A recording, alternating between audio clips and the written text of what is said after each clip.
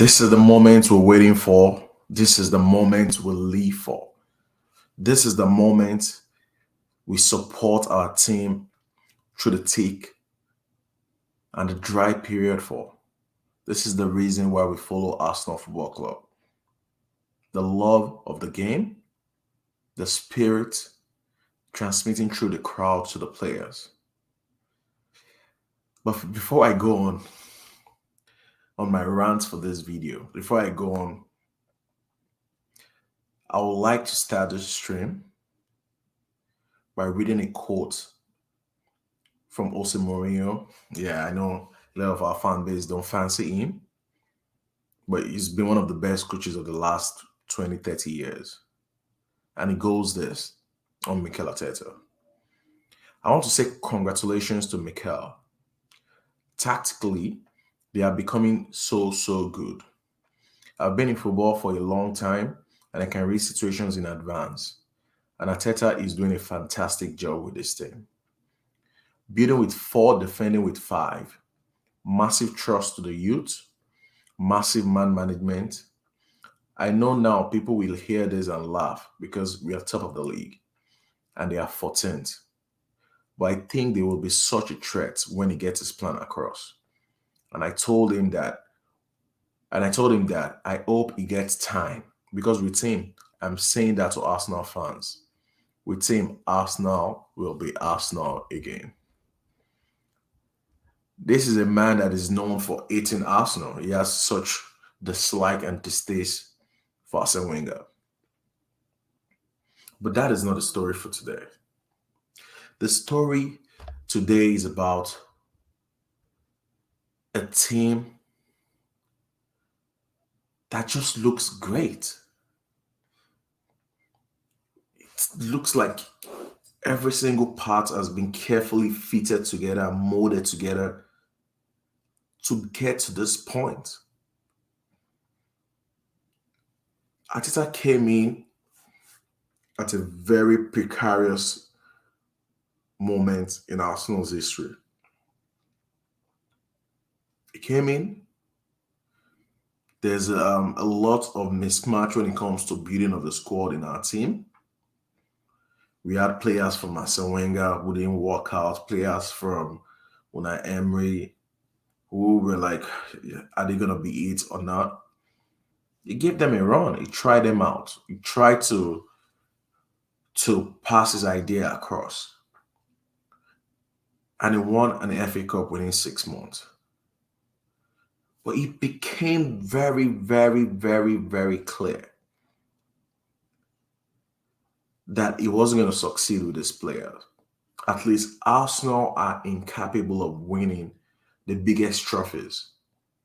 We would be incapable of trying to win the Premier League, consistently qualifying for top 4 with such mismatch in the squad. We had Socrates in defense. We have Mustafi in defense. Said Kolasinac. These guys look like they are giving half every time, half of themselves.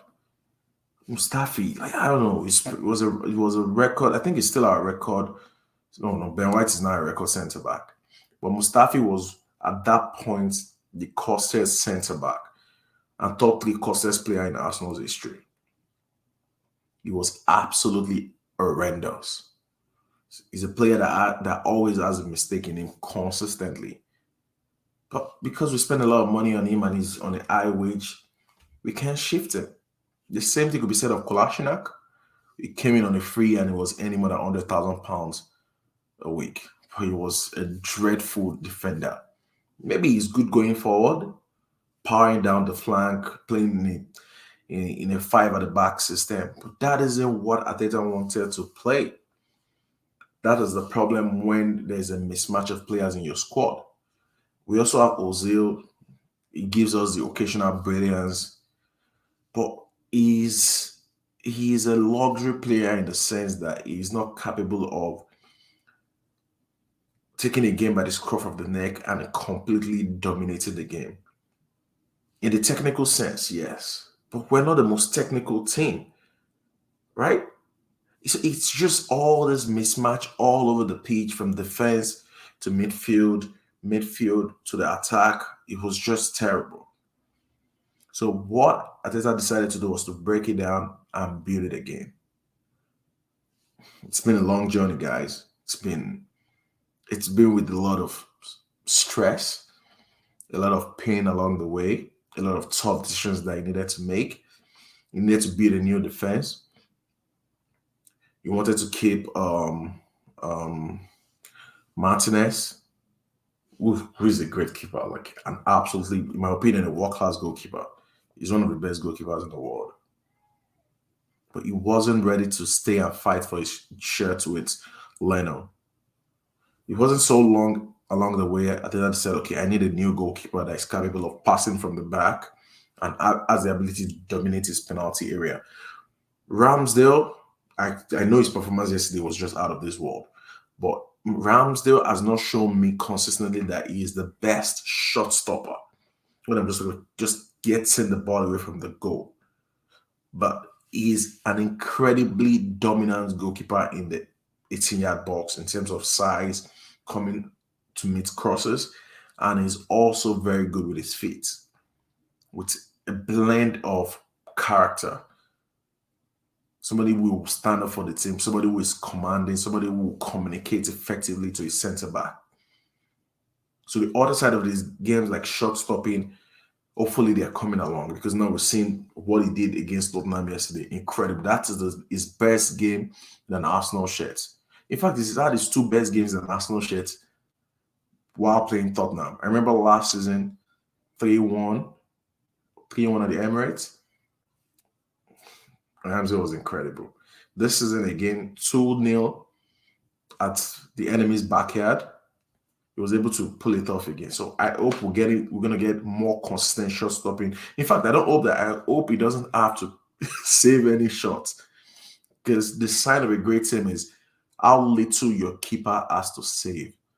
So your keeper should only come to save you or save the day in crucial moments. But your keeper shouldn't be prepared. It shouldn't be like under Unai Emery. We're getting 50 shots, 40 shots, 30 shots on target against Arsenal. It was just crazy. It was just insane. Now, every single Arsenal fan can come out and say, okay, our starting 11 is going to be Ramsdale, goalkeeper, right back, Ben White, centre back, Saliba, Gabriel left centre back, Zinchenko, the best left back in the league. Bar none. He's the best. Dictate the pace of the game. He's not the best defensively, but in terms of what we want to do, dictating the pace of the game, holding up the ball in tight areas, breaking line passes in midfield from left side to middle of the pitch to Odegaard or to Partey to the left or to Granit Xhaka. Absolutely incredible. I remember Arsenal fans were busy screaming on Twitter and everywhere when we missed out on Lisandro Martinez. Lisandro Martinez, an incredible key player.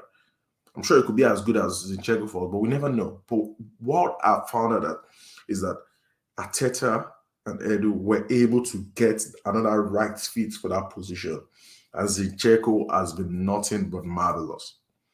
It's been incredible wherever he's been fit. Hopefully, he's going to be fit for the rest of the season. Hopefully, his calf issues are behind him and we can get Zinchenko to push us to the Premier League title. Now, going to the midfield, Thomas Partey is having his first injury-free season. He was out for a month this season already, but hopefully, fingers crossed, he's not going to be injured anymore this season, because he is fundamentally too important to what we're trying to achieve. In my opinion, he is the best defensive midfielder we could have hoped for to play lone six, distributing from the back, breaking line passes through the midfield. A midfielder that could play the midfield on his own. He puts the midfield on his back. He doesn't need to tackle so much as the likes of Casemiro because of his positioning. But every team required different tools. The best tool for us in terms of what we want to do is the best. Nobody else in the business does it better than him. We have the best midfielder in the league right now in Odegaard. Thinking about Odegaard too. Everybody criticized Odegaard. Oh, should we have gone for Madison? Arteta stuck to his gun. This is my guy. This is who I want. Now, if you contrast Odegaard to Mesut Ozil, he is not on the same technical wavelength as Ozil. Maybe he's 75% of Ozil's technical ability. That is enough. But his physical ability, or maybe not physical ability, his willingness to do the dog work, his willingness to put his body on the line consistently, pressing. By 75th, 70th, 80th minute, Odegaard is dead on his feet because he has pressed and pressed consistently. He leads the press, he closes the gap. Odegaard's move, everybody else moves. Odegaard's move to the left, everybody shift to the left. He starts the press, he closes down consistently, he wins back a lot of balls, and he is just an aesthetically pleasing footballer.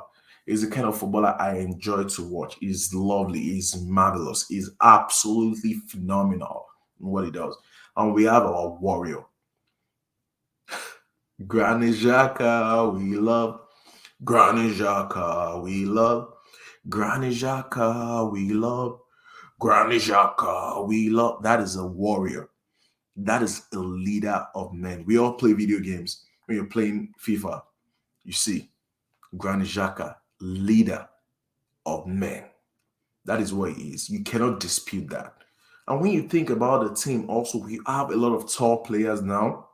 We can't be dominated physically anymore. Tall defense, Gabriel, Saliba, White, absolute monsters. We defend with the back five, defend with back five, attack with back five. So we have Xhaka, Partey, Saliba, Gabriel, White. Those five, 6 foot tall, incredible, athletic, strong, powerful. Then our front five, Zinchenko, Odegaard, Martinelli, Nketiah, Bukayo Saka, go and kill. Go and get those goals. Go on and attack. A unique blend of absolute warriors who are ready to die and put their body on the line on the pitch for Mikel Arteta and Arsenal Football Club. Mikel Arteta will become the youngest manager in Premier League history to win the Premier League. He's going to become the youngest manager in the history of UEFA Champions League to win the UEFA Champions League. He's the next big thing. He's destined for greatness. Everything about this guy is pointing towards a unique blend of tactical acumen and the human side. So when you marry those two ingredients together, what you're going to get is just a genius, must I say. Thank you guys for indulging me so far, and thank you for watching this video. Make sure to like is very important, and subscribe and share to your friends and family. And I will see you once again after Arsenal demolishes Manchester United at our backyard, the Emirates Stadium. Thank you once again for having me. Goodbye.